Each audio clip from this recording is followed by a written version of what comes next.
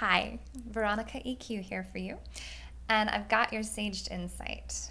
And this one is having a better understanding of what it means to be healed. Well, if you may not know, English is very, very important to me. I'm actually very passionate about languages in general, and English is important in understanding that it is not an emotionally intelligent, friendly language. And you're going to hear me say that a lot. So when someone asks me what does it look like to be healed, that means there's like an end destination. You said, I've done it and I am now healed. This is a process. And while it's very sweet and sometimes people think I'm being nitpicky about it, it's not a destination.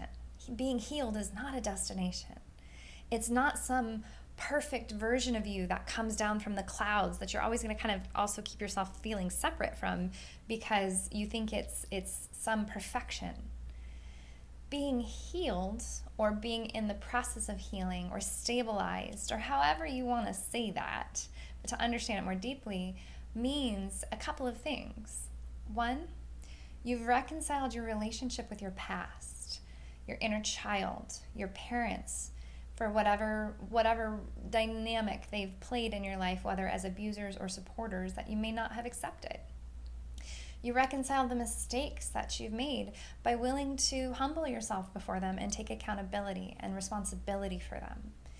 And then continue on your path to develop tools so that you know how to engage with yourself internally whenever you have an upheaval happen.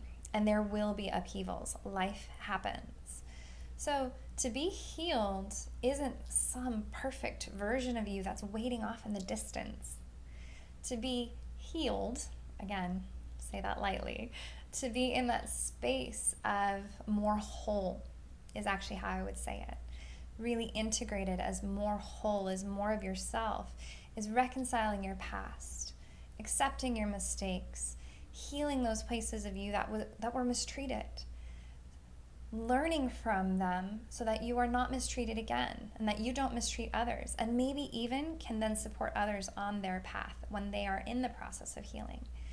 But then you also continue to center and develop the tools that you need so that you can constantly engage with life in a new, different, hopefully exciting way, or have the tools in place for when upheavals happen so that you can handle them and manage them better. That's what being healed, in that process of being healed.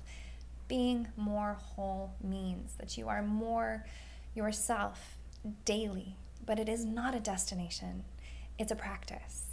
And we're going to go into why practices are important in our lives to help us develop that wholeness.